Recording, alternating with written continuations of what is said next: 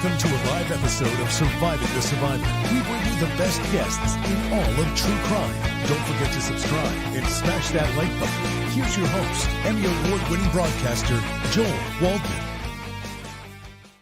What's up, STS Nation, and welcome to another episode of Surviving the Survivor. It is the podcast that brings you the very best guests in all of true crime, and now it is 2025. Happy New Year to everybody. I hope you're all off to a good start. I hope you all hit the gym today, drinking lots of water, not biting your nails anymore, whatever it is. So I hope you guys are following through on those New Year's resolutions. One thing that doesn't seem to change from year to year is the Dan Markel long and windy road to justice. It's been going on for over 10 years now. And you all know that Donna Adelson's trial was continued. It's set now for June 3rd, but there's been kind of a flurry of information coming out as it pertains to Charlie Adelson. And we are going to dig into that right now with our esteemed panel, the famed Tallahassee criminal defense attorney, the letter R, O-U-R, Timothy Jansen. He is obviously a criminal defense attorney in Tallahassee and a former federal prosecutor. Going clockwise here, we've got the professor and just the professor, Jo Potuto, the law professor. She is a professor emerita at the University of Nebraska. Has been there since 1974 and is a legal scholar. At least I just made her one.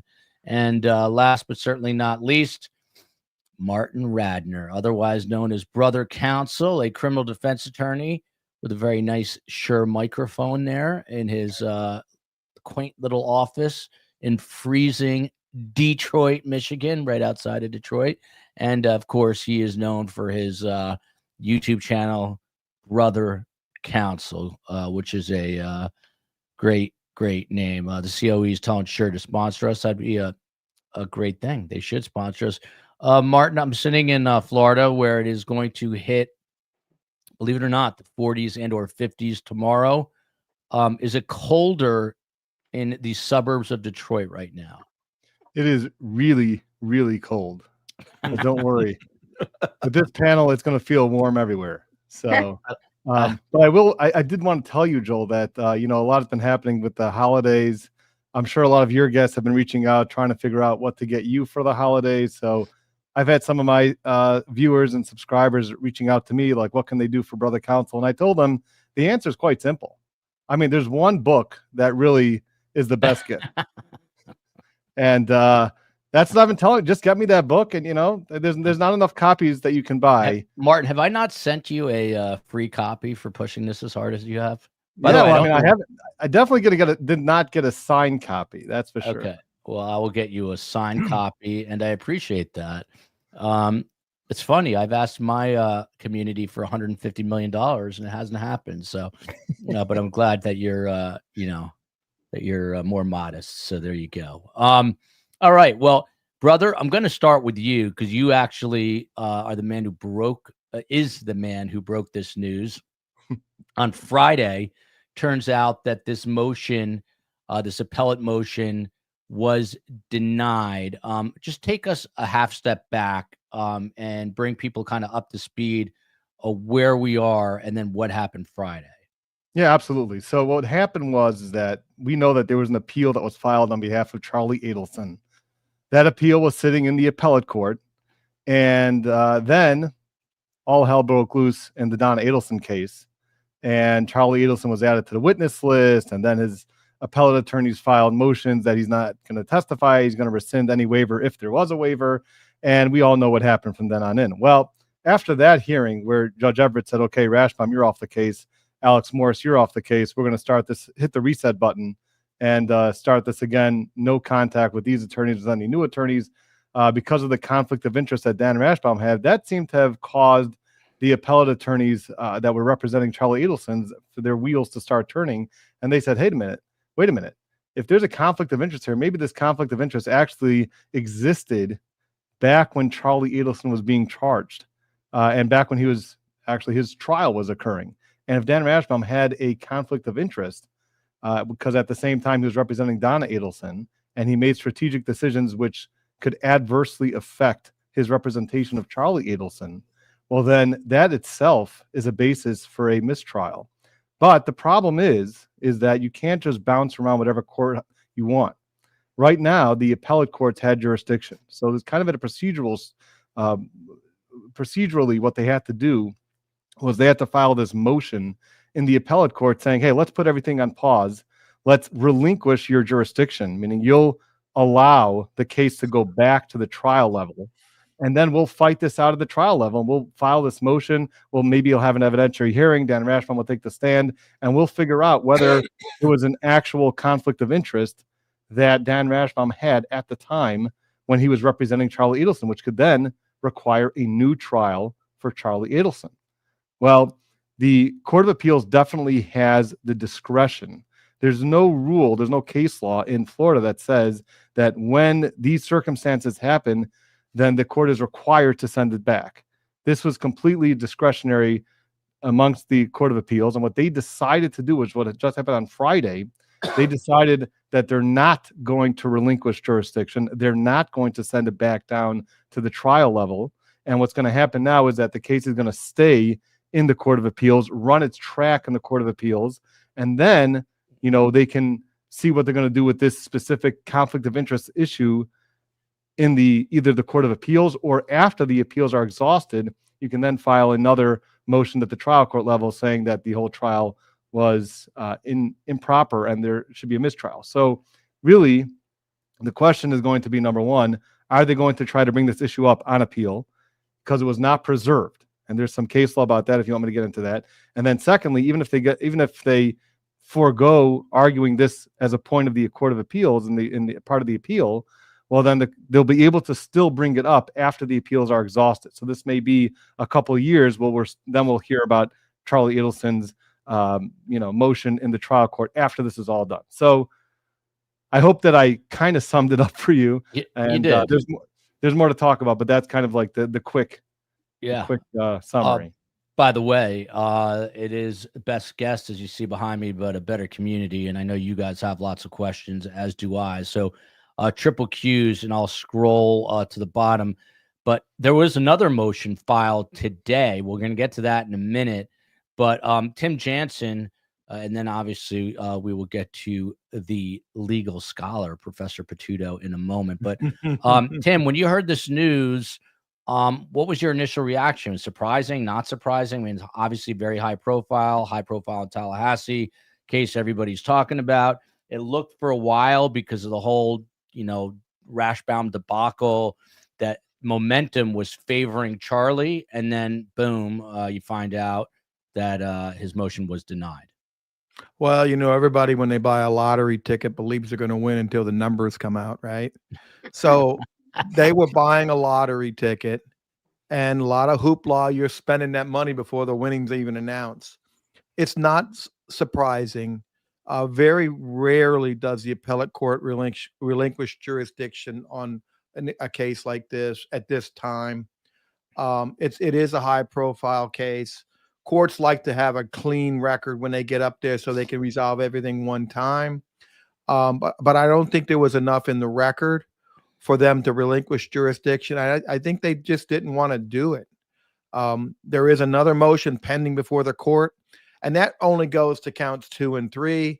It's trying to clean up the guideline range. And the case law is, if you don't fix that prior to the appeal, the brief filed, you waived it. So that's not going to give a new trial, the latest motion. But obviously, Mr. Offerman is filing every motion he needs to file on behalf of Charlie. He's properly preserving everything he can to protect his rights. And we'll see. But I wasn't surprised. When I talked to Mike, he said he's had it done, but it's kind of rare. But he's had success with getting a new them to relinquish jurisdiction. Yeah. Professor Potuto, with all due respect to Michael Offerman, who I'd love to have on the show, and I'm sure is a great guy, seems like his job is incredibly, boring, uninteresting. Like you've got Tim Jansen, Martin Radner. Tim is a showman. Tim gets up there in court, speaking to the jurors. He puts on his defense voice. He's got it going on.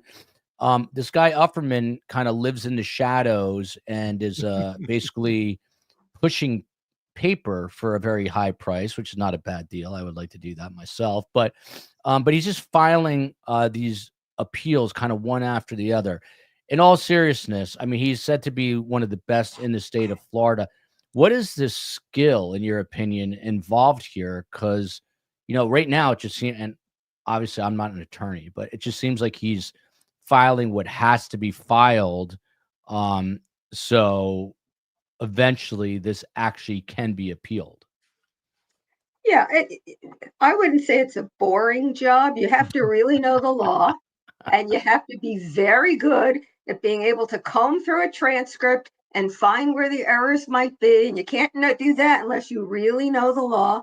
And then you have to know how to put an argument together. You've got to make decisions tactically about what things might be appealable, but they're not. They'll just detract from the main argument. You got to make judgments about, where to put your money in terms of what the best argument is. And they do get a chance to shine because they make the appellate argument in front of an appellate court or the Supreme Court of the state. And in fact, to some extent, that job not only lets you shine, but it's easier because when you've got witnesses, I think they're ticking time bombs. You never know when they're going to erupt in a way that you didn't expect. But in an appellate argument, it's all yours. You have to be, in the appellate argument, the oral argument, you have to be quick on your feet because you can't anticipate all the questions that might be asked. You might get a question that's off the wall that doesn't really relate to anything, and you still have to be able to handle it on the fly. You've got to be, just as trial lawyers need to be relatable to a jury, an appellate lawyer has to be relatable to the appellate court. So I think it's an interesting job. It's not a job for everybody because you are, poring over documents and reading documents. It's not as interactive. But I think for the right personality, it's a really interesting job, and it's certainly an important job. Yeah, Tim, I just want to bounce back to you on that. You're the sexy criminal defense attorney. Offerman. I do. I mean, would you say that he does know? And I'm obviously not taking a shot at you, but would you say that he does know the law better because he has to know the intricacies of the law to come up and appeal whatever he can appeal? Like the law is a living, breathing thing. It's ever changing, right? Mm-hmm. So, I'm intrigued by Offerman. Like, what is his day like? He just sits in front of a computer and he's like, let me find something in the law that they screwed up and then let me appeal this. And he goes on about his day. So Mike's really smart. He loves to read. He's a good writer. There you go. That's why I would never have that job. He knows the law better than I would because he's up to date every day. I'm out there representing clients, deciding whether my guy should give a statement, what's the value, who the witnesses are we going to take a plea? Mike is every day looking at appellate court decisions, reading facts to see how they fit in a scenario. I often call Mike when I'm in the middle of a trial and say, hey, this is my issue. What do you think?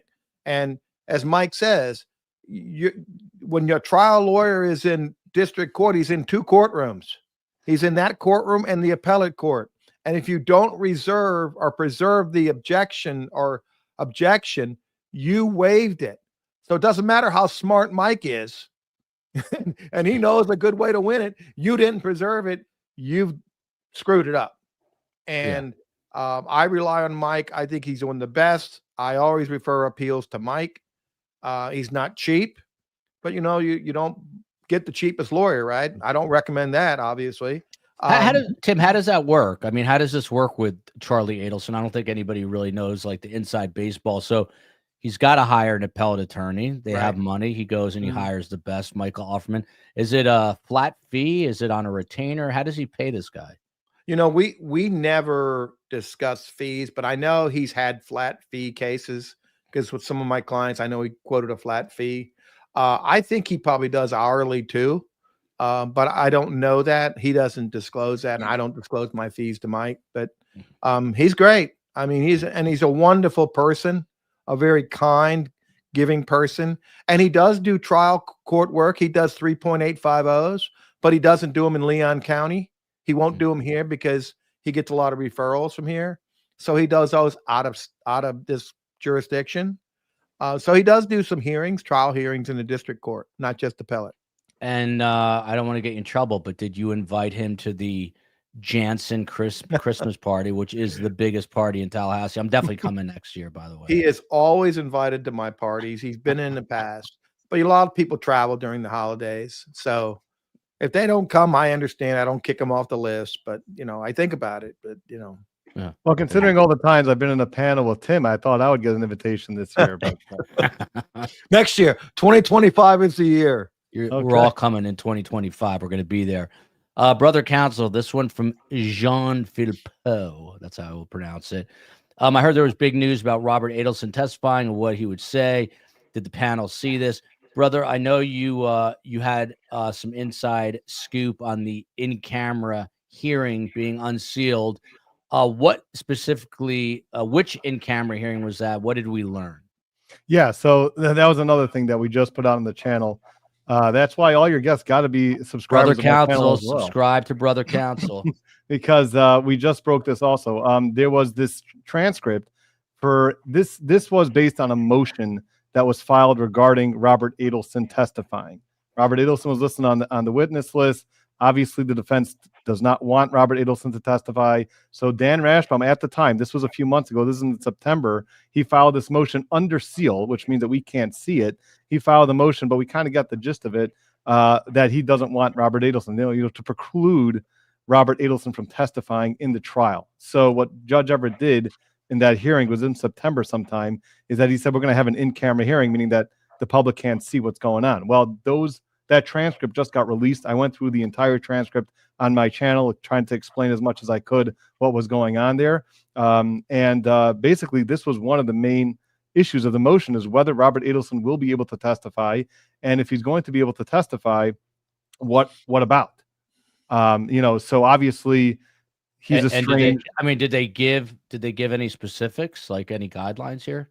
Yeah. So he's the question really is going. The reason why the prosecution wants Robert Adelson to testify is in case the defense is going to try to argue that Donna Adelson is this sweet, innocent grandmother, very gullible, and just got swept by this crazy story that Charlie Adelson told her, and she's just this innocent, sweet grandmother who just got swept into this, had no idea about anything that was going on.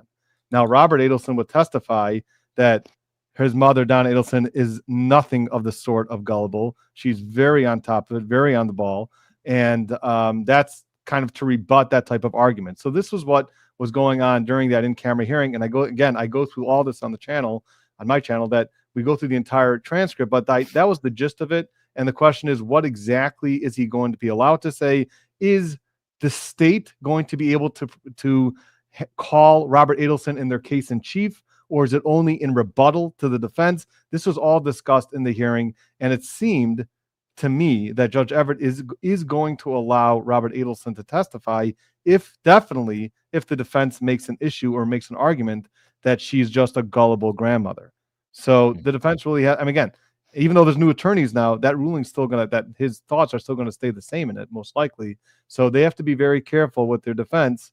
If they're going to try to argue this gullible grandmother, then Robert Adelson may be able to testify. So that's what came out there. There were some other issues also were discussed, especially with Charles Adelson's attorney, as we know that name was Marcus. His first attorney on the case, David Marcus. Yeah. David Marcus.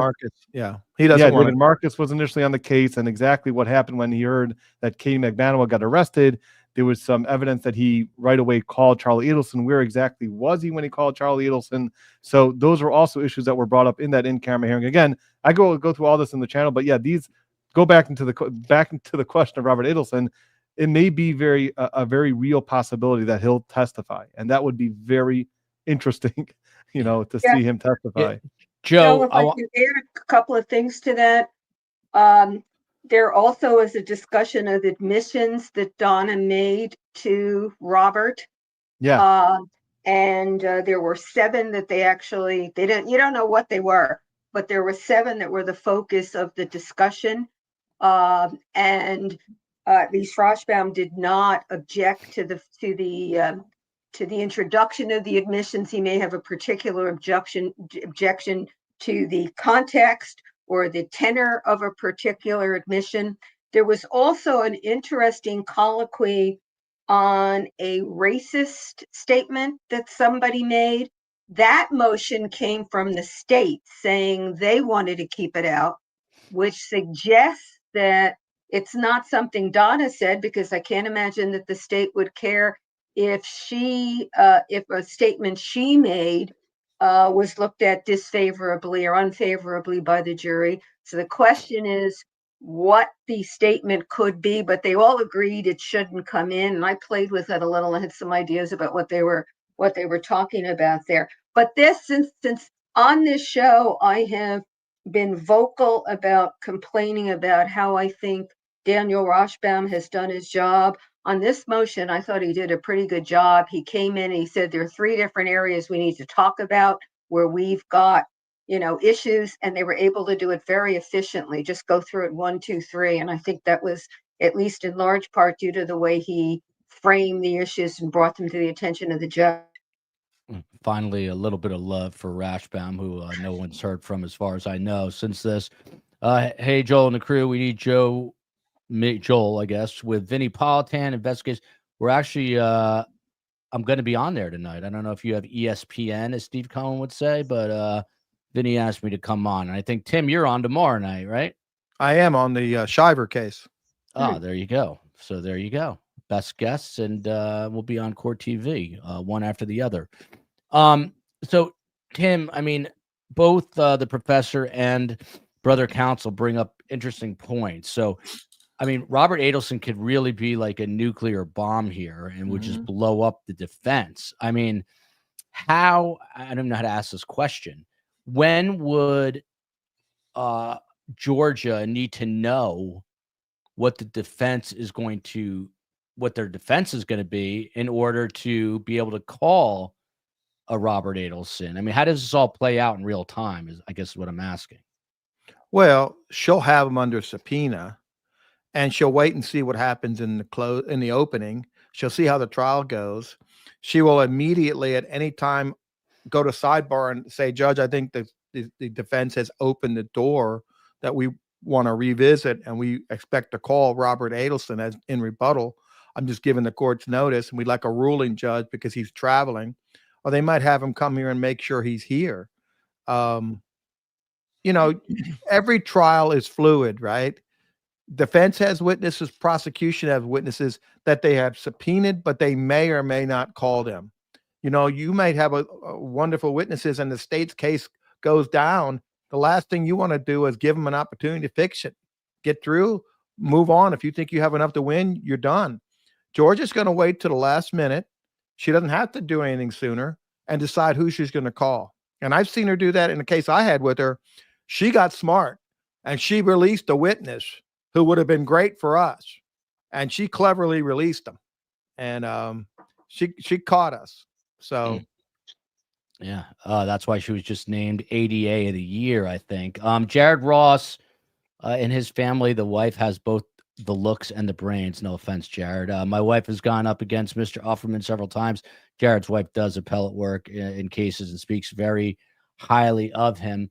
Tim Jansen, in all seriousness, you're going to have to ask Mr. Offerman to come on with you one night. We'll just talk about the appellate process. I know he's not going to be able to talk about the case, but now that I called his job boring, he probably won't come on. I think he will. I think he'd come on and not talk specifics. Okay, just don't tell him what I said about his job tonight. No, I won't. Okay, thank you. Interesting question. Jo Potuto, this is for you. Then we'll get back into the details. By the way, tomorrow I'm back in court in Miami Federal Court, 1:30 p.m. There's a hearing for Orin Alexander. Not sure why the media really is not picking up on this story. These are 3 of 4 brothers who have all been accused of some of the most heinous Diddy-like sex crimes against women, and alone was denied basically bond on Friday. I was there for it. And tomorrow, the lawyer for Orin Alexander, the twin brother, he had an eye issue. So they couldn't, the lawyer asked for a bit of a delay. So the hearing is going to be tomorrow. But I had a chance to speak to a guy named Howard Shrebnick, who's representing the other twin, Alone Alexander. And on camera, if you go and watch Friday's show, unequivocally, I asked him, because there's at least 40 accusers who have come forward, and he said every single one of them is lying. Tim Jansen. Yep. Kind of a crazy statement to make. Just you're a guy that has to face the media. This is a very savvy. He's Roy Black's co-counsel here in Miami. Very Howard experienced. Shrebnick, Yeah. very experienced. Why would he come out on camera and say that every single accuser is lying? Why not just say my clients are innocent? Because now he's kind of started a seismic shift, at least here in Miami, where people are not happy with him. Well, you have to understand, he's dealing with a couple different things. One, he's probably got a client requiring him to be very aggressive in his defense. He's probably getting paid very aggressive fee to be aggressive. And Pete Diddy's lawyer did the same thing, right? And he went for bond like 4 times, right? You are kind of jumping off a bridge when you say that, though. It's one thing to say my client is innocent, but when you come out and say these people are liars, what happened to Trump when he said that girl was a liar? He got sued for like $450 million, right? Yeah. So you always have to be careful as the lawyer when you're making statements that are not in the courthouse, they're outside the courthouse, and you call someone a liar. These people are not public figures. They're victims, actually. So I'd be careful calling somebody a liar. Yeah. There's different ways to say someone's a liar, right? There's nice ways, there's clever ways, but just to come out and say you're a liar, well, you better have evidence to prove that. What's your, and brother counsel, you're out there as well. So what's your take on this? I know we're off the rails a little bit, but it wouldn't be 2025. I'm getting there, COE. I'm getting there. By the way, that's going to be our new second channel, STS True Crime Talk. Tim Jansen's going to be a part of it. Who knows? Maybe the professor will have a show, and brother's already got his show, but maybe he'll do something periodically with us. But brother, this is a case of 3 of 4 brothers who, again, are accused of some of the most hideous, heinous acts. It's an open secret here in Miami. I just saw someone tonight who knows them. It was like we were, kind of been waiting for this day. But their lawyer literally, and not only did he say all the accusers are lying, there was a follow-up question then after I asked that from another reporter, and he doubled down and he said every single one, meaning every single one is lying. Is he treading in like kind of on dangerous water there by making such a, I guess, sweeping allegation against the accusers? Yeah, I mean, there's obviously rules of professional responsibility when it comes to talking to the media. You always got to be very careful about it. I'm sure he knows them. I'm sure he's, from the looks of it, he's not. This is not his first rodeo. I will say that was interesting. What Alex Spiro did when he's representing Jay-Z, right? So that's one instance, at least at this point, and it happened something like was it 20 years ago or something, or is it 12 years ago? Is it 12 or 20? I forgot the details, but a long time ago. And it's one person. And Alex Spiro went and did a press conference, and he laid out exactly why he is saying that this person is completely fabricating all the details. And he laid it out very, very, very explicitly, showing you step by step how everything that she's saying in the complaint could not have happened and did not happen. So when you're that clear on the evidence, it's much more you can get the public maybe to accept that a little bit more than just a blanket statement. Yeah, they're all lying.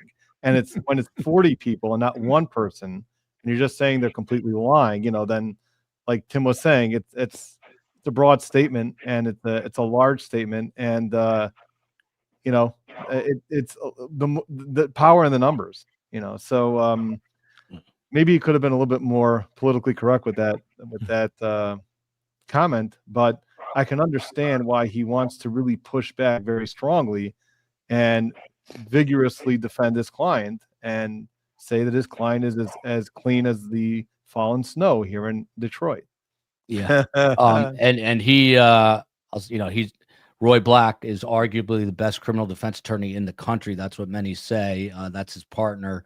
He's been around, but I was just surprised to hear him malign all the accusers. I thought there was a better way for him to go about it. Maybe I'll have a follow-up question for him tomorrow if he's back in court. I don't know if he's going to be there. It's going to be the other attorney named Clue. And let's get back on topic. The COE here, always keeping me. So let's do this. We've got this is the First District Court of Appeal. This is the work that the COE does, so she wants it seen. This is the actual filing here, and then we'll go to this. Jo Potuto, the professor. So you see the docket was filed. This item motion was filed today, 1/6/2025.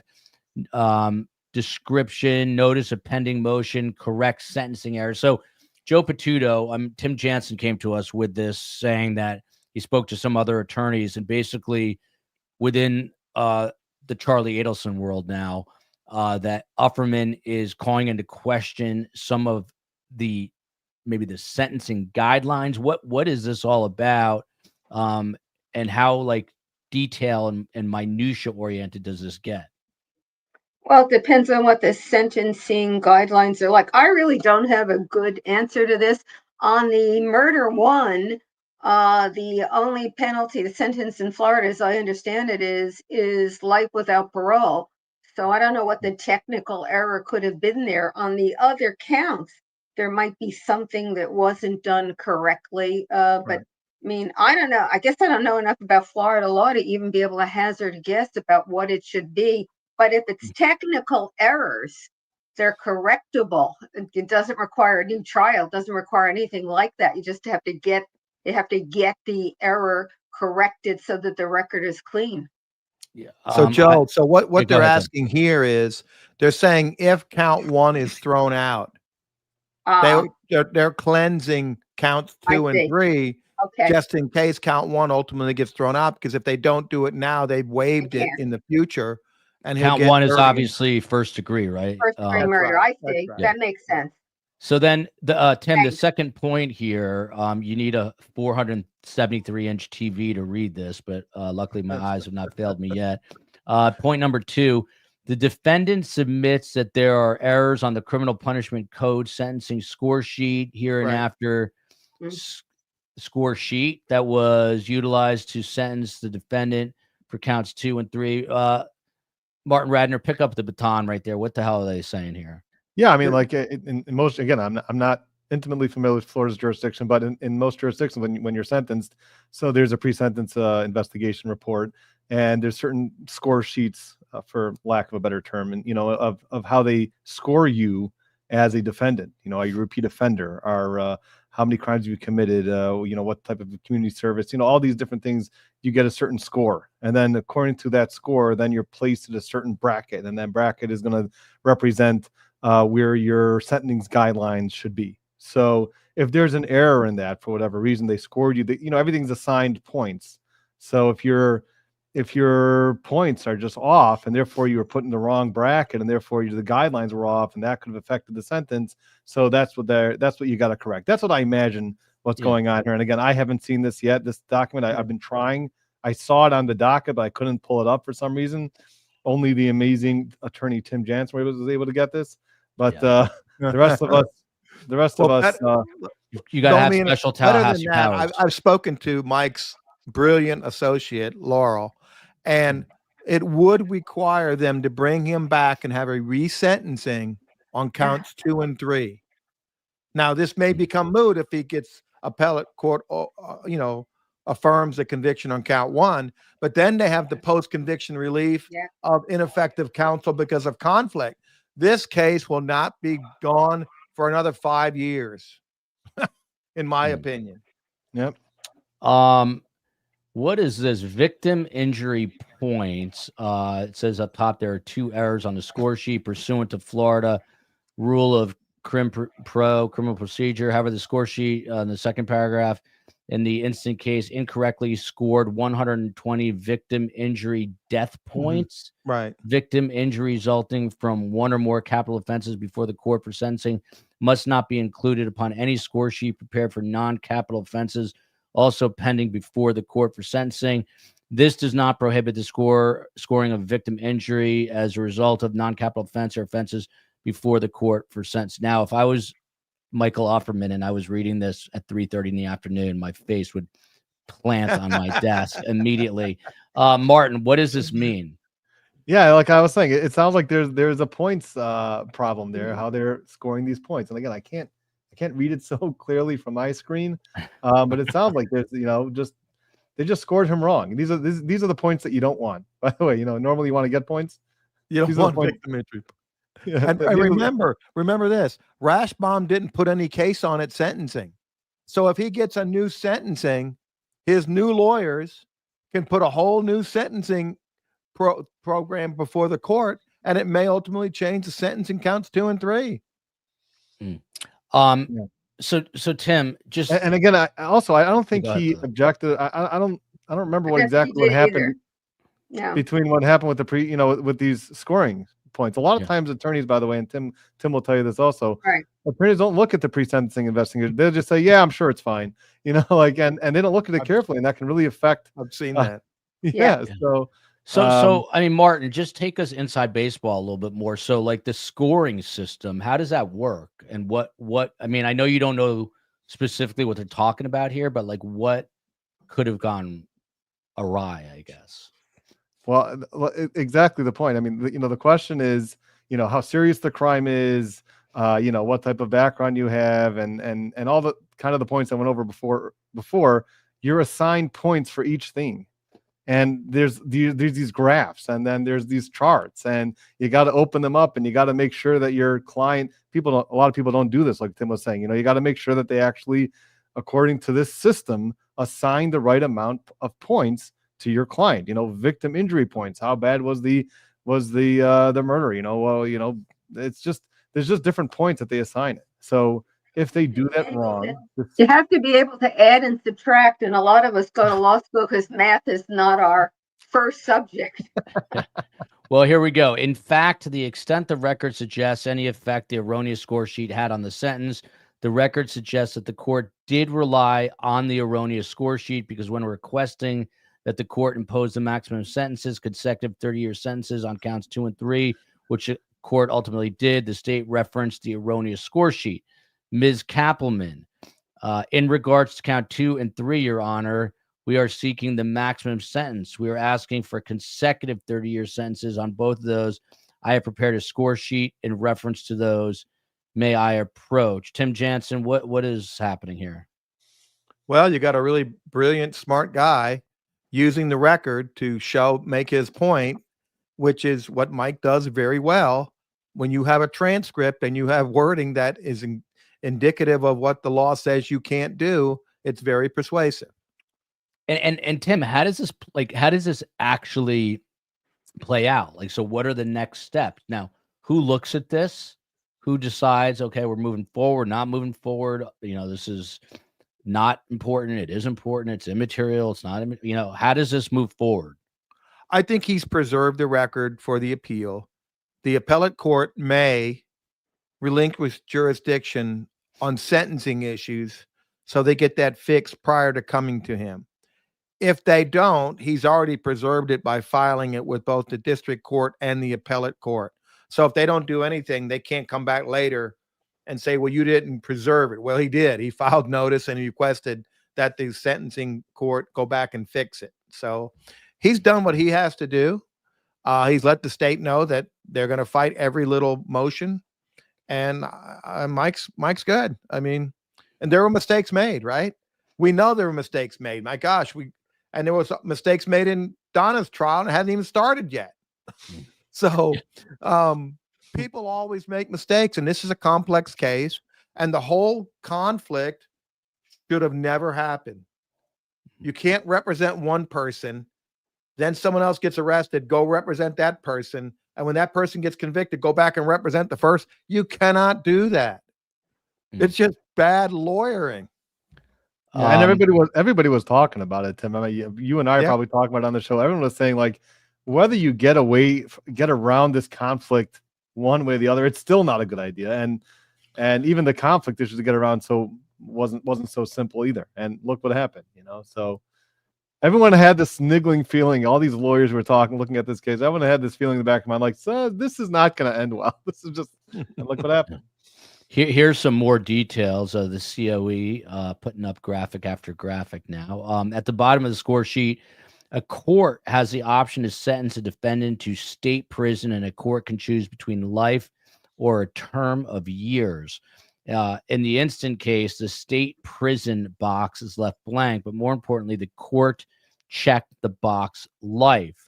As explained above, pursuant to rule, blah, blah, blah, blah, capital felonies are not scored on score sheets, meaning that the score sheet in the instant case was used solely to impose the sentences for counts 2 and 3.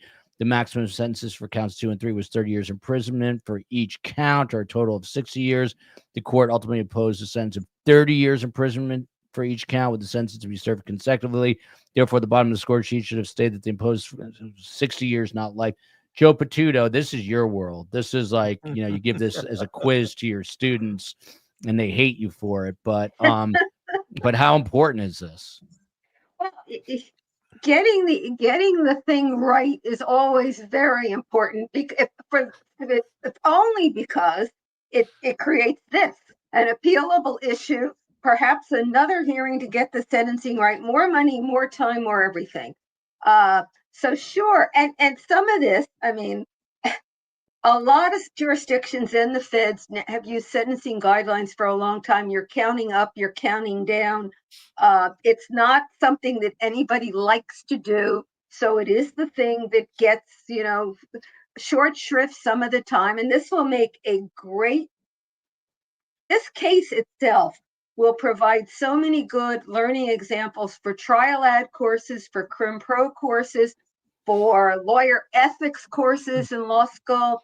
I suspect that at least part of this will be on state bar, programs in years to come. This is the case that keeps on giving in terms of legal education. And what's sad and also, I think, educational about it is the things that are going wrong here are not rocket science.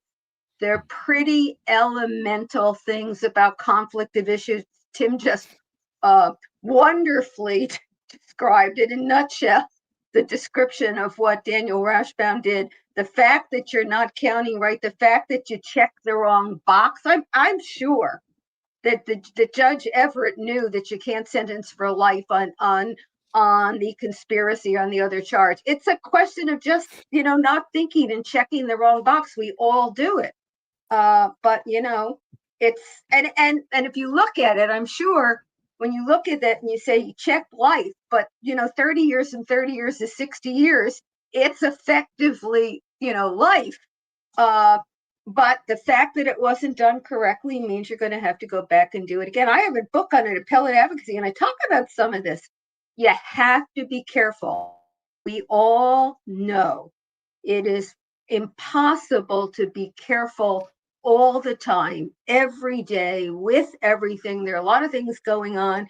You rely on the lawyers, you rely on the pre-sentence report. They're doing these things all the time. You rely on them to get it right. And, they have erasers on pencils, because we don't always. Yeah. Joe, is that your book? Did you say that's your book? Your book? I have a book on appellate advocacy. Yeah, because I'm going to buy that on Amazon. No, you can't buy it on Amazon. I don't think. Hey, Joe, sometimes prosecutors mess up the score sheets, and we don't give them the eraser. Yeah, that's right. Well, I can't imagine a defense lawyer giving a prosecutor an eraser ever if you could avoid it, right? Tim, what about this here from Brittany? He got the same, meaning Charlie got the same sentence as Catherine Magbanowa for the same charges. So is hers wrong too? She had 0 criminal history. Is there going to be like some kind of domino effect now with this? Well, she probably waived it because she didn't bring it to the attention of anybody. So that's waived. It's moot. And she can't appeal it. And by the way, Tim, someone asked much earlier on. I mean, Charlie Adelson comes from money. He's got means. What about Katie McBanowa? Like, if you're indigent or a very, Yeah. low income person, can you hire? Can you get an appellate attorney? You get court appointed lawyer. And remember, she is now trying to cut a deal to get her sentence reduced. So that's a really cagey position to be in. You're doing your appeal, but at the same time, you're trying to get a sentence reduction by cooperating. And I anticipate they're going to call her in Donna's trial also. By the way, real quick, so many Adelsons involved in this thing. I can't keep them straight. If you are appreciating the show, please hit that like button. Please subscribe. And the COE is going to be putting these docs into our Patreon page. So you can find that somewhere. The COE will do that. And by the way, the COE spent a good portion of the holiday rebuilding the merch store that's got some cool things. And we're going to keep it very timely with certain expressions that Best Guess might use. She'll put the link up for that as well. This is a part of the show where I get to, oh, by the way, Samantha has this question. Is STS going to go back to covering the 2 Oklahoma women? Yes. I also want to get back to the sheriff in Kentucky who shot the judge. I'm fascinated by that case. The answer is yes, but the bigger picture here is if you have, we're going out on the road in 2025. As I've said before, we're not here to take part. We're here to take over. That's Conor McGregor's famous line, UFC fighter who's a bit of a dum-dum. But anyway, if you have an idea, you want us to cover a story, you want us to cover a trial, survivingthesurvivor@gmail.com, survivingthesurvivor@gmail.com. We are going to be out on the road quite a bit this year. And by out on the road quite a bit, it means me and my kids yelling at me for missing things. But it'll be worth it, I think, as we build the channel up. So again, send your ideas, survivingthesurvivor@gmail. Probably not the best way to do it, so I'll have to get with the COE to figure out a better way to do that. There's a question up here, brother. I'm going to throw you under the bus. I can't find it, but here it is from my friend Nikki Cuds. Wonder if Rashbaum regrets taking on the whole Adelson gig. How do you think he's feeling now? Seriously, I was kind of thinking about him today in a weird way, wondering like, has life just turned hellish for him? Has he moved on? What do you think? Well, I'll tell you, it was interesting because I think a lot of people are thinking about this. I'm thinking about this, and I do want to say just before I could jump into that I'm impressed, Joel, that you made it through reading that entire document without your head hitting the desk. So that was you may be closer to Michael Offerman than you believe. But Martin, I want to know how you made it through law school. I mean, you're just you're next level intellect, so you're just like breezing through it. Yeah. Well, I went to law school when I had 3 kids already. And it was quite an adventure, law school.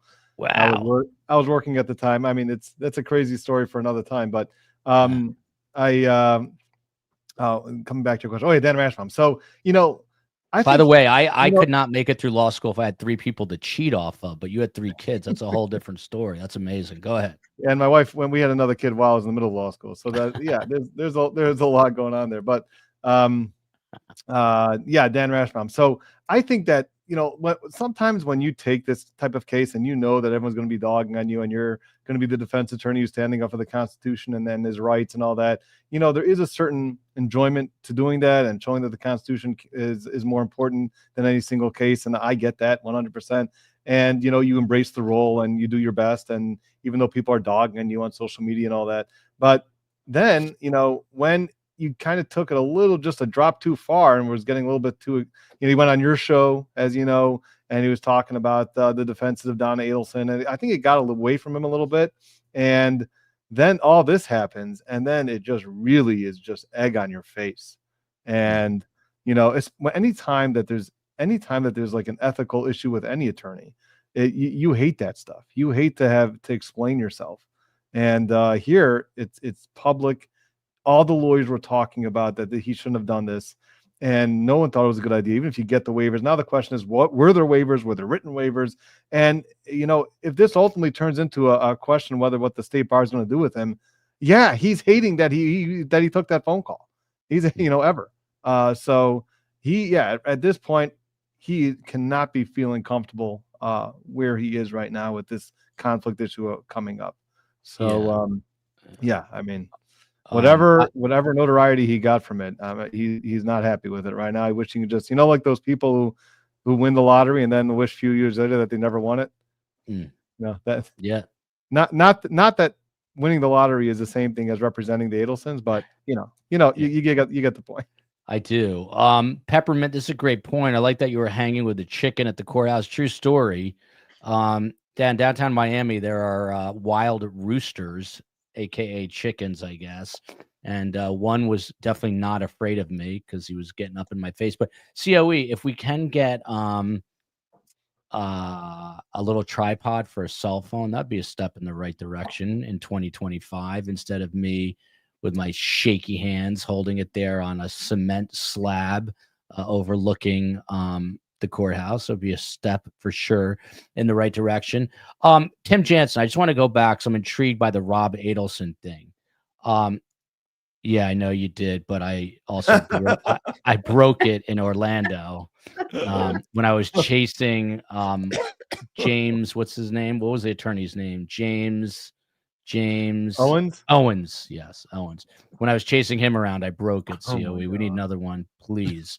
That's what the Amazon is for.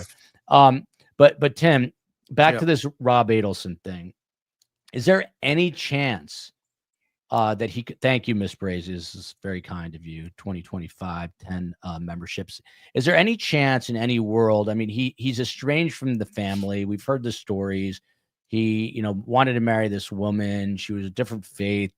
Donna went crazy. But is there any chance under the sun? I mean, I guess there is, that he would come out and say, look, my mom is nuts, but she's not a killer. And then that just destroys Georgia. Does Georgia have to be prepared for something like that? Well, you always have to be prepared when you put a witness on the stand, and even more prepared when you ask a question you don't know the answer. I don't think Georgia's going to put Robert on the stand without fully knowing what he's going to say.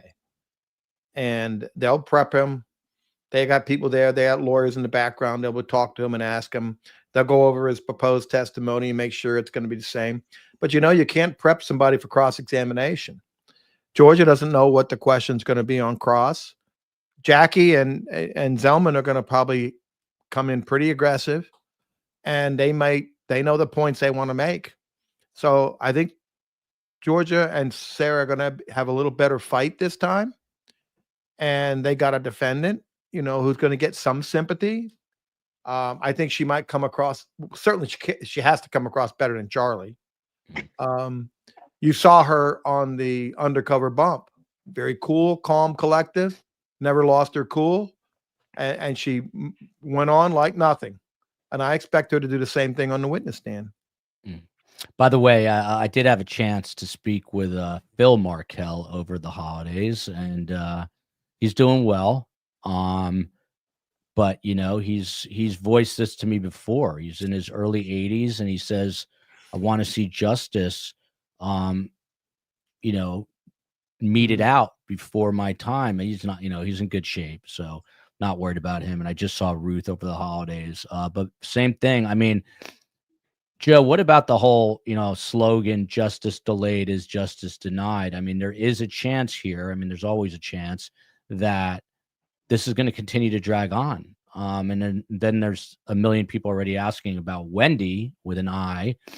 We haven't even gotten there yet. So what about this notion of justice delayed is justice denied? Well, every phrase like that has some element of truth to it, but you can only go as fast as you can go. And I mean, nobody expected Charlie's trial to potentially blow up because of a conflict issue that happened after the trial. That was that, and the fact that Donna's trial didn't go forward, which slowed it down. Charlie's appeals, you heard Tim say it could be another 5 years. It's going to be another 5 years. For victims, it's just terrific because, you think you get a trial result, it's over, I can go on with my life, and that's frequently not true. But on the other hand, we are looking at the end of the bell curve. It's not true for most trials that they go on for years and years and years and years, and they have this many things, erupt that people don't see that add to the time. But it's true. Justice delayed may not be justice denied, but justice delayed is certainly justice affected Yeah. or slowed, And it's magnified here because of so many different defendants. Was that Martin? Go ahead, Martin. Yeah, no, I just wanted to say something that there was actually in that in-camera hearing, for all of you out there that want to know about it, there was actually specifically go to Brother Counsel on YouTube. Someone said he's brilliant. You better follow Brother Counsel. There was a specific quote that Robert Adelson said about his mother, specifically that they were talking about in that transcript. Now you can go to my channel and check it out. I don't want to ruin the suspense, but there's a specific statement that they were talking about that they don't want him to say when he's on the stand.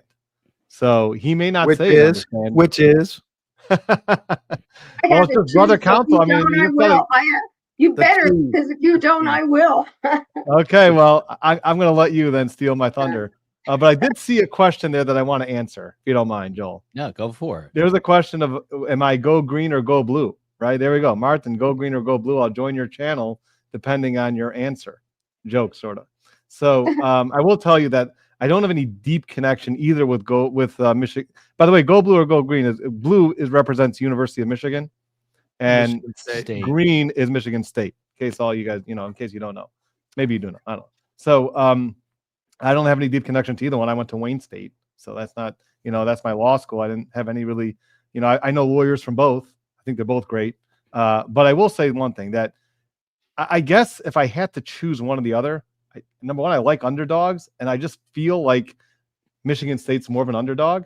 And, just because they're not like this grand old big, University of Michigan top 5 or whatever, I just feel like they're more of an underdog generally. So I would root for the underdog. And then also it happens to be that I took the bar exam in the Breslin Center, which is where Michigan State plays basketball. So, and I passed. So, I do have fond memories, even though it wasn't a great experience taking the bar exam, but I look back at it, okay, I did it. And that's what started me on this path.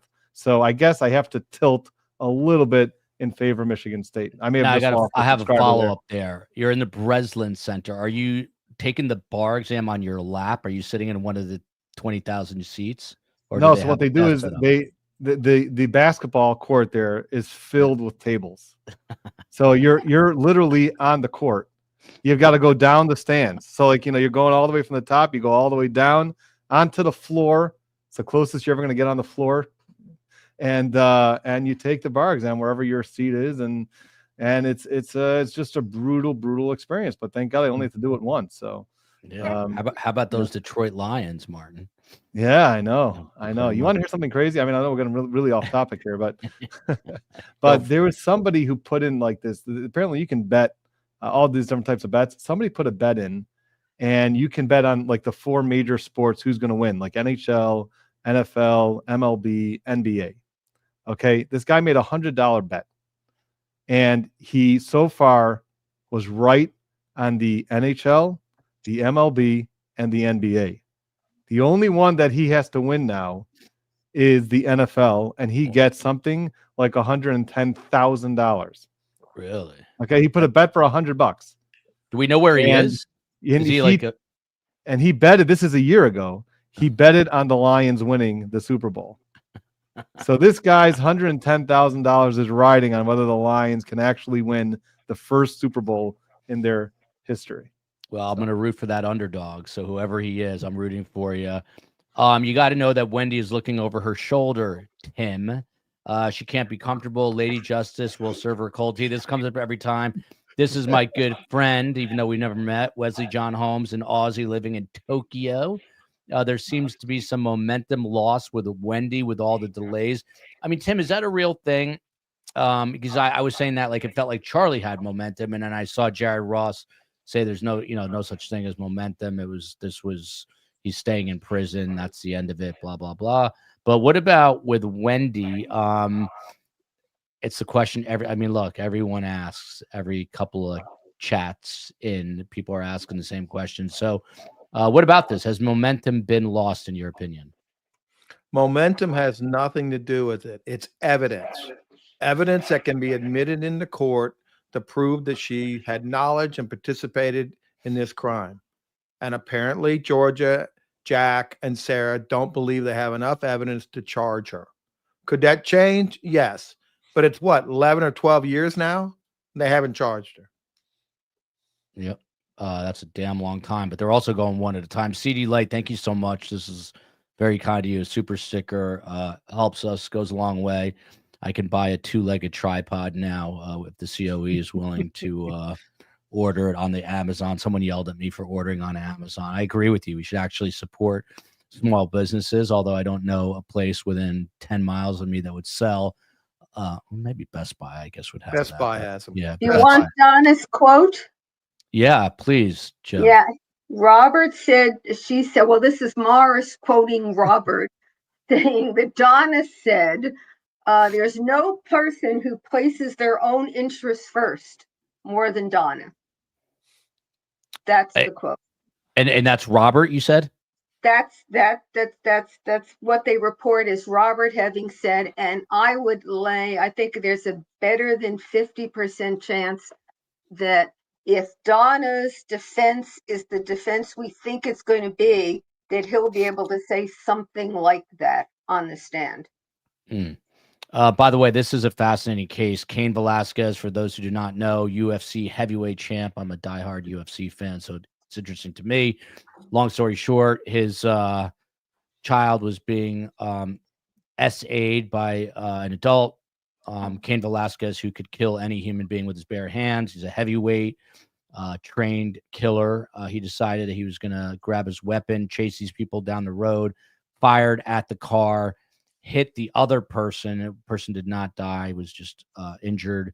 The person who was accused of this crime was uninjured completely, but now there's going to be a sentencing in this case. So I'd like to get back and cover that for sure, at least to some extent. So I have a couple more questions, but there was something else that's important.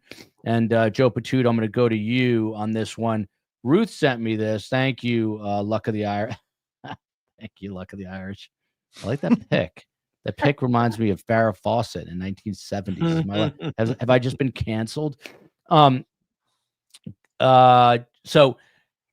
this is Ruth. Ruth sent this to me, and I hope she's okay with me revealing some of this. But Jared, meaning Jared Ross, who's in our chat, maybe not anymore, but he was at the beginning, just let me know that a new grandparent visitation bill was filed in the Florida Senate by a friend of his, a guy named Senator Danny Burgess.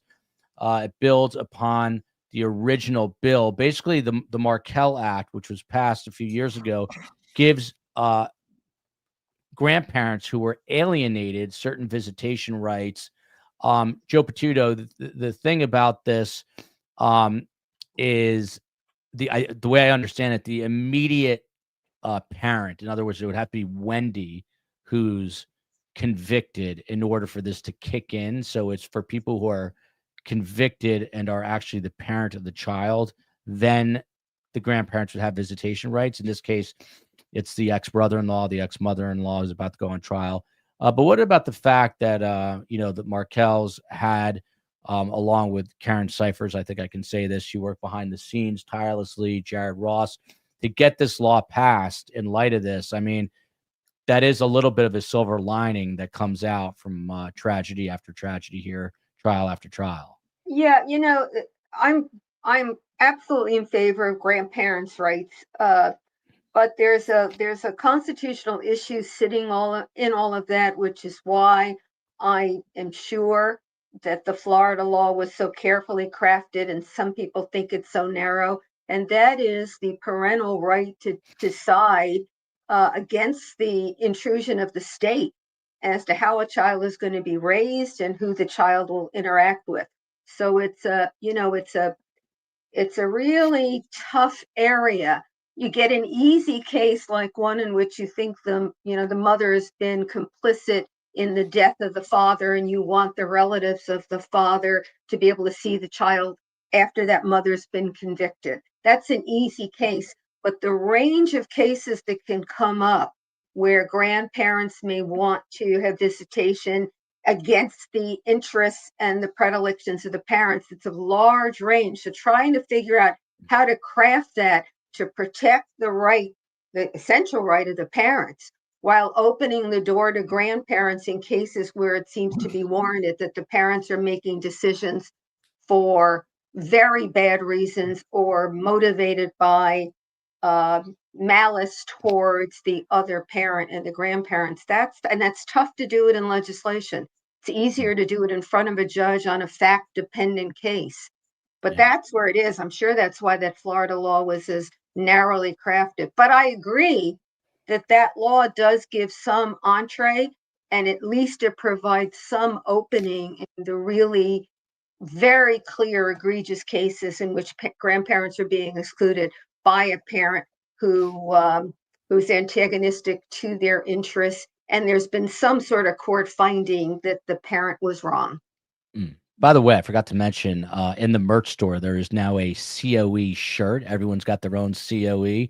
And my personal favorite, a Space Coast shirt. Space Coast on the West Coast, who handles all the audio needs, and it's a tie-dye because Spacey is a big Grateful Dead fan, otherwise known as a Deadhead.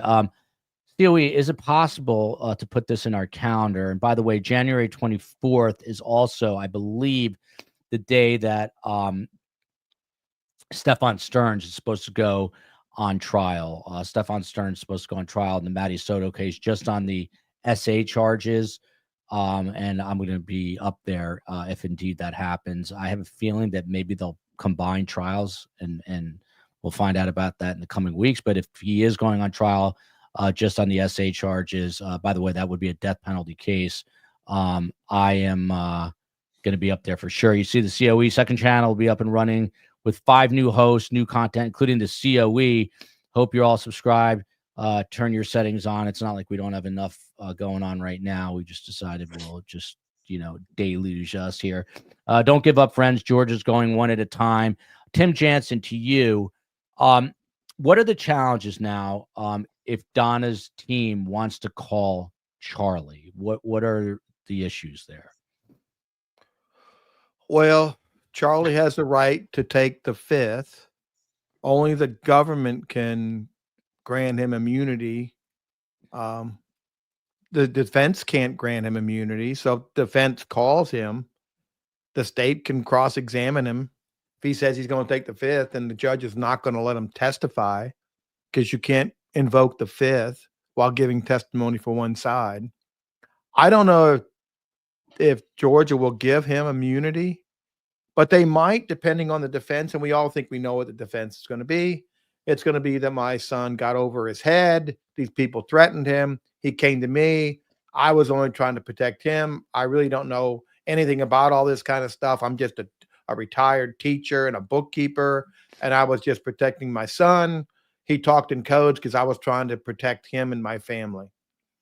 But it doesn't smell true when you talk about after they're arrested, she didn't go to the authorities and say, hey, these people threatened our lives. They can't get around that. How do they get around that? Once, and then you brought your daughter and your grandchildren in danger closer to these murderers before they were arrested, right? So that just doesn't, it's not common sense. I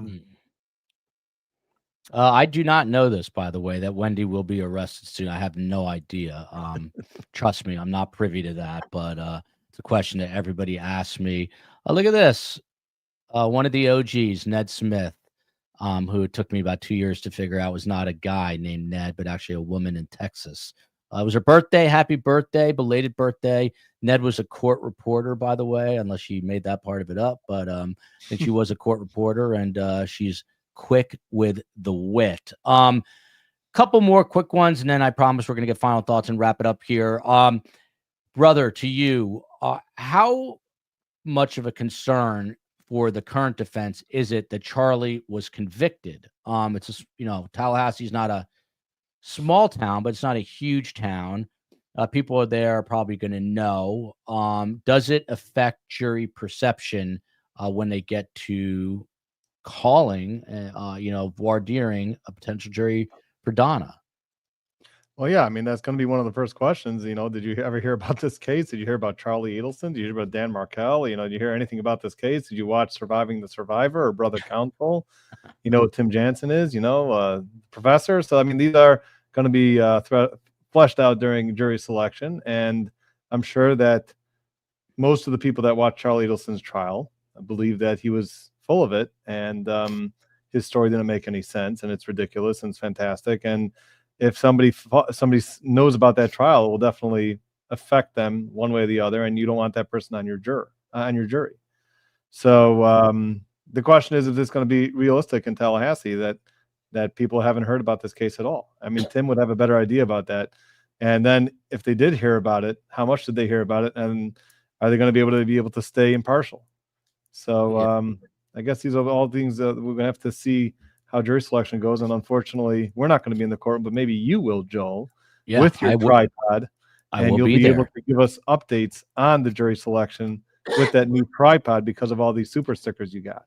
I'm going to take, I just figured it out, my kids used popsicle sticks that they leave all over the house, and I will build my tripod from that. I will be, what's the word? Professor, what's the word I'm looking for? Not industrious. I'll be whatever. I'll innovate. Is the word you want.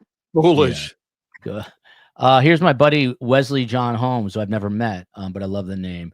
Joel, any idea why we haven't had any more jail calls lately from either Donna or Charlie? It's interesting you asked that, because I asked the same question of some people in the know, and people don't know.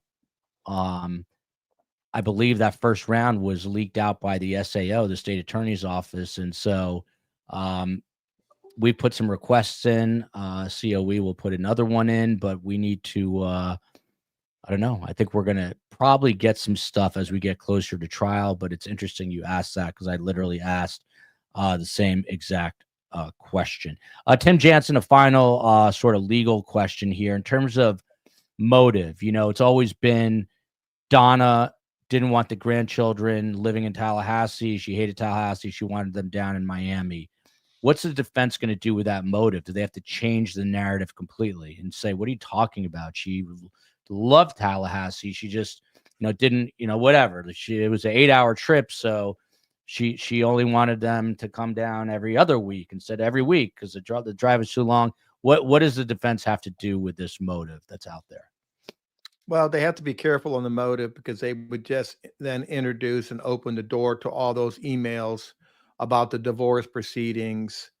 I don't think motive is going to be their great line of defense. They don't really need to do that. All they're doing is focusing on something they don't want to. They got to undermine the case. They don't have any direct evidence showing that Donna did anything, didn't participate with any of the killers or with Katie. And that's what they're going to have to do. And then they really got to focus on the flight to Vietnam. They're going to have to determine how they're going to explain that was not consciousness of guilt, because that's going to be the killer for them. And then, Tim, this one is for you specifically. Then we'll get final thoughts. This is a great question. How's the defense going to explain that Donna never came to Charlie's trial if she was so scared for Charlie, wanted to see him safe and free and all these things? Good question. What's the answer, Tim? Well, I think she's going to say we relied on Daniel. Daniel said he's going to win. They all thought they were going to win. Charlie was preparing to go home. Didn't think they needed Donna to come in because the evidence is so clear. They explained every piece of evidence that how could anybody find him guilty of murder? I don't know. I mean, she probably didn't come because they didn't want to put her on the stand and because there was conflict. So it's just laughable, to tell you the truth. There he is, Martin Radner, otherwise known as Brother Counsel on YouTube. He's got one of the best YouTube channels out there, which is called Brother Counsel. He broke down the in-camera hearing. He's done a couple of shows on this very subject that we're talking about tonight. So please check out, please subscribe. He's also a criminal defense attorney, and he passed the bar on the first take, which is impressive in and of itself. Martin, just to make myself feel a little bit better, because I've got the fan on and I'm chilly, what would you say the temperature is in your hood right now, if you had to guess? Real feel or actual Like temperature? let's do the real feel. I mean, the real feel has got to be in the single digits. I mean, because it says that it's 22 now, and there's a wind outside of 11 miles per hour. So it really feels cold out there. You know, it's almost like you don't want to leave your office. You just want to stay here and work until you fall asleep. But no, I'm just joking. Then you need Offerman's job. Now he's never coming on. Martin, have you ever asked yourself the following question? Why do I live here? Yes, many times. I did ask that question. The truth of the matter, 6 little kids. Yeah. I will tell you, Joel, that the real estate is a little bit more affordable here than it is in Florida, where you are. So that's one idea.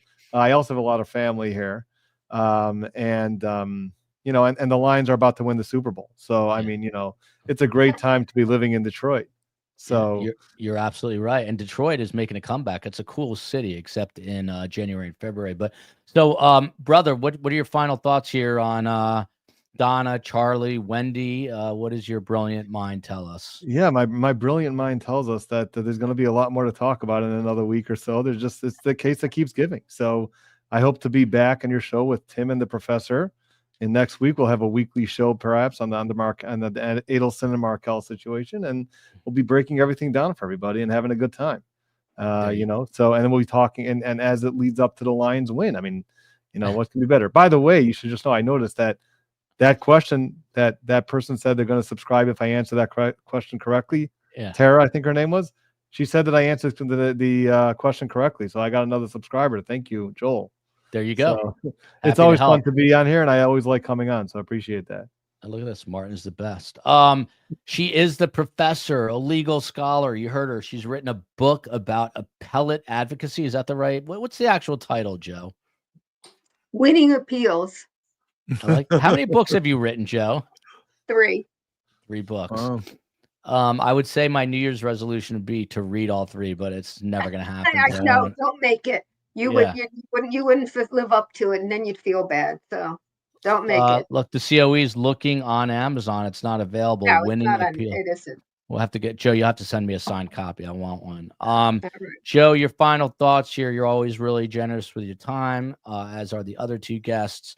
Obviously, a little bit of motion when it comes to Charlie's case over the last couple of days. What are you looking forward to in the future? I'm going to make one comment, and then I'll give you my final thoughts.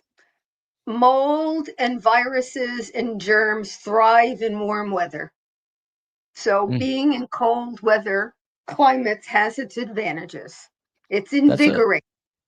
Yeah. You know, on Instagram, I saw a guy saying he just moved to Florida and he wanted to share his cuddly new friend, and it was a giant cockroach walking around his very hairy leg. I sent it to the COE as a direct message. Yeah. That's one of the COE's biggest fears. I don't know if you ever saw it, but once again, I get off track. Yeah, let me do final thoughts and get you back on. Please, How's that? Please.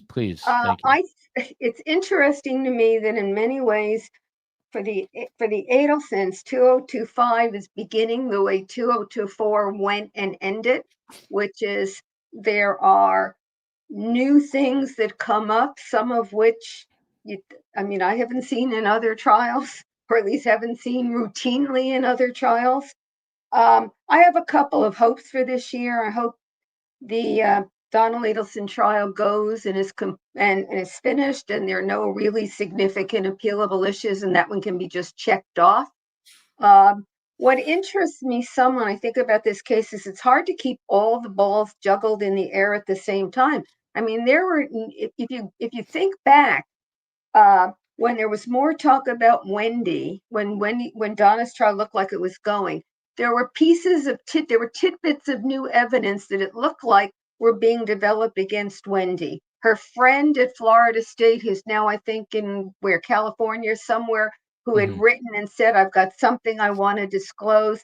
And there's so many little pieces like that keep getting lost in the wealth of intricacy and new things that keep developing in this case. So my hope would be that everything simplifies so that we can keep our eye and get one thing done and then move on to others.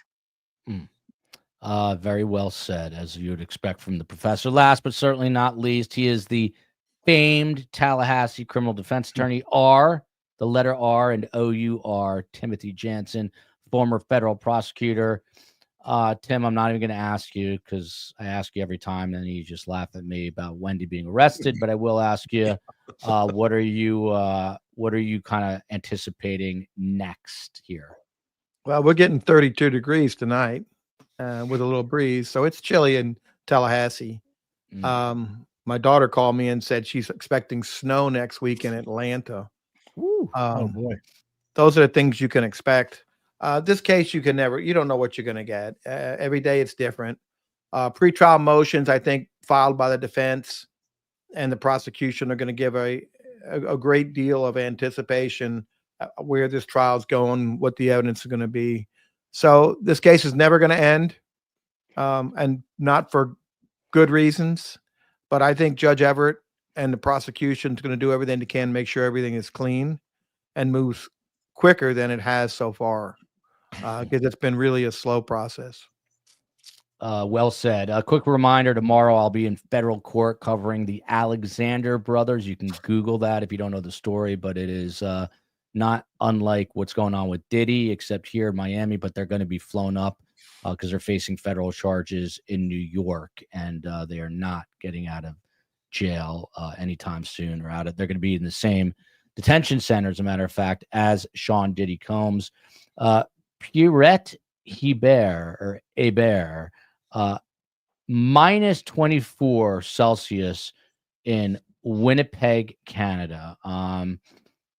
I would not leave the house, I can tell you that. But I think you win the prize for lowest temperature. So thank you for that. This is the COE and I met in Tucson, Arizona, 78 degrees there. I'm actually going to be in Tucson for a book festival. Sarah, better come see me. If you don't know, I've written a book, Surviving the Survivor, available anywhere books are sold. How to get that in there. Love you, America. By the way, we're going to do an Alexander brother show tomorrow night as well with someone from MDC, a very savvy criminal defense attorney and a psychologist. So it'll be really interesting. I hope you tune in for that. Thanks to the best guests. Thanks to the mods. Thanks to COE. Thanks to Space Coast. Thanks to Meave Moen, who's up freezing his behind off in New York City. Look at this. A tripod fund. This is too kind. From Phyllis and Gavin. We have Gavin on all the time for Ellen Greenberg, and I've got something I want to try to do with Ellen Greenberg this year in Philadelphia, so I'll let you guys know that once I figure it out myself. We'll see you tomorrow. I'll let you know the showtime. Courts at 1:30, no cameras in federal court, so as soon as I get out, I will go live. Love you, America. Love you, Detroit, New Jersey, and Florida. Stay warm, everybody.